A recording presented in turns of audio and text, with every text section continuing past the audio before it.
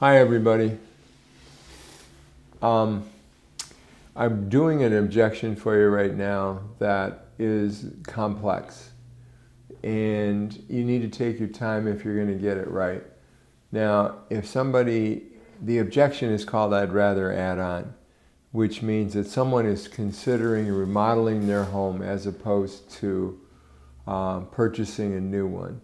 Now, keep in mind that this is almost always a bad idea, number one.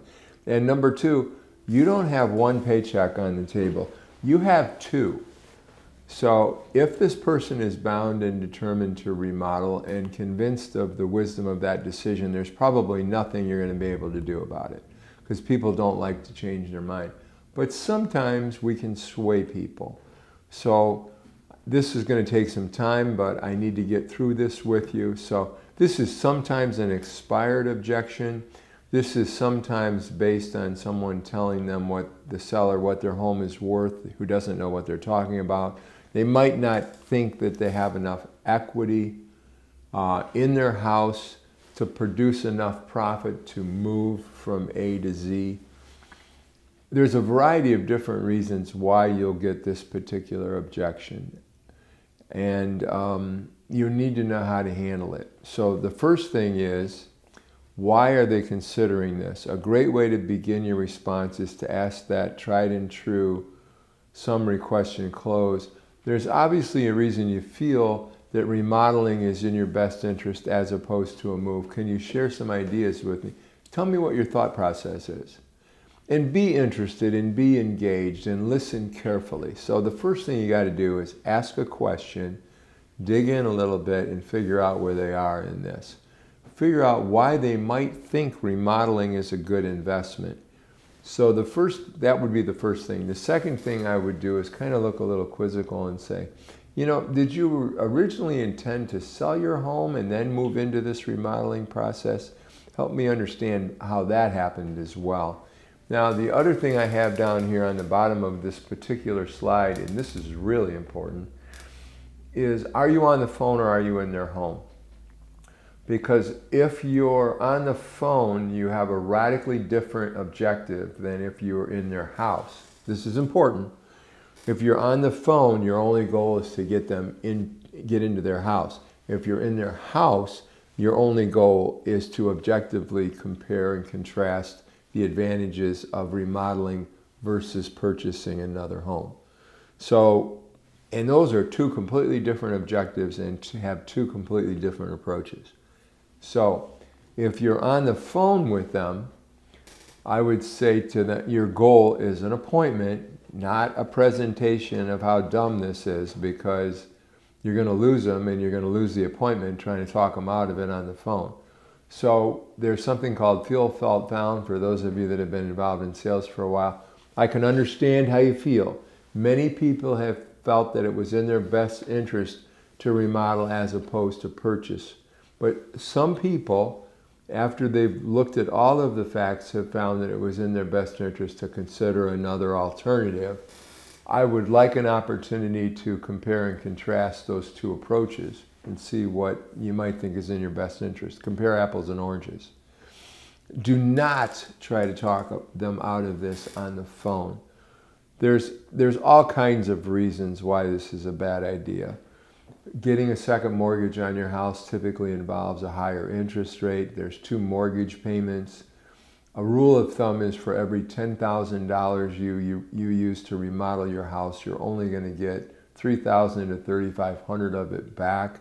So if they put $50,000 into this house and then need or want to move within 2 to 5 years, that's going to result in catastrophic losses for them.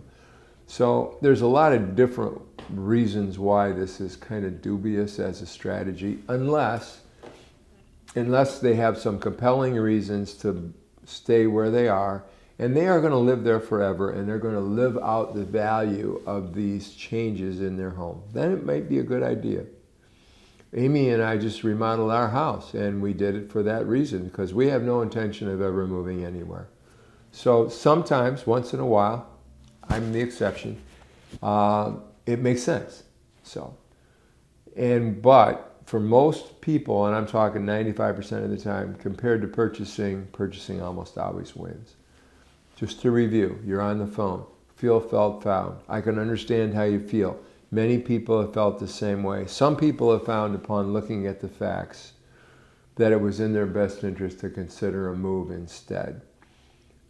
Again, don't try to talk them out of it on the phone. There's a number of arguments you can make about second mortgages, etc., that will weigh in your favor.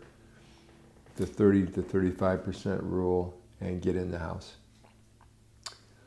So, I had a friend of mine that said he was going to live in his house forever. Lived in Walbridge, and he did everything to this house. New roof, eaves, troughs, everything was completely redone, inside and out, gutted it.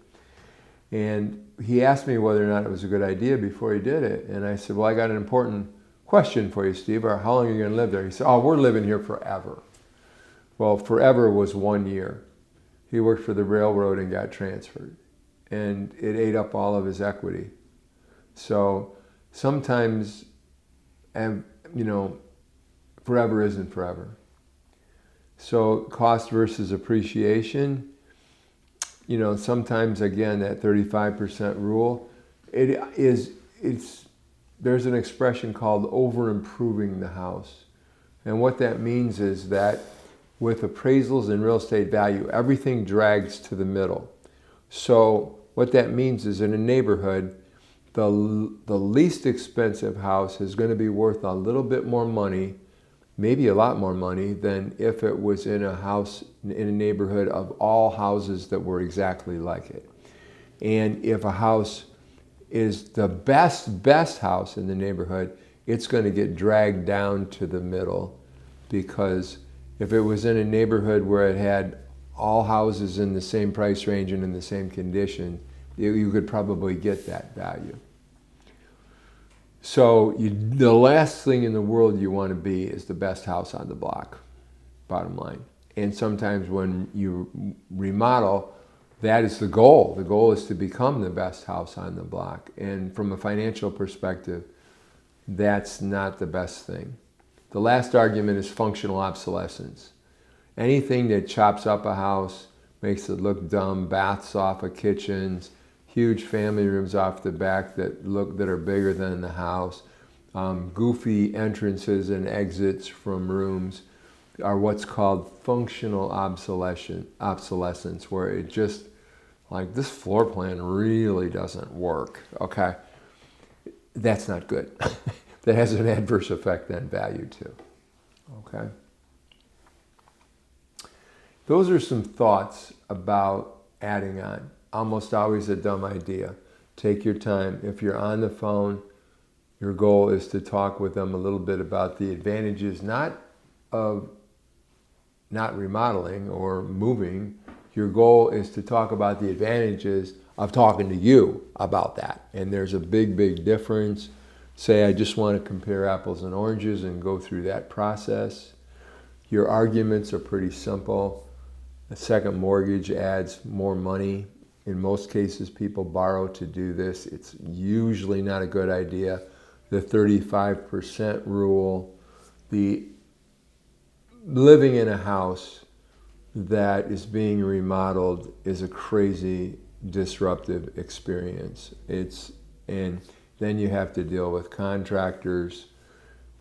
I mentioned to you that we remodeled our house. We were gone for 10 months. 10 months. We were out of our house. A huge deal. Very difficult, very challenging, and very expensive. So for a variety of different reasons, both logistically and financially, this is almost always a poor choice. The good news is that buying a house, especially doing an upgrade move, especially these days, is almost always a great choice. Why? Because interest rates are moderate right now. Houses are appreciating at a much slower level, which is increasing affordability. Inventory is starting to stabilize, and loan applications and sales are in the right direction right now. So I'm sorry this objection was complicated, but it's just complicated. And if you are moving somebody from a $300,000 house to a $500,000 house, keep in mind, know the responses, because when somebody says this to you, there's probably $15,000 to $30,000 in income on the table if it's in their best interest to move instead of remodel, and most of the time it is. Thanks.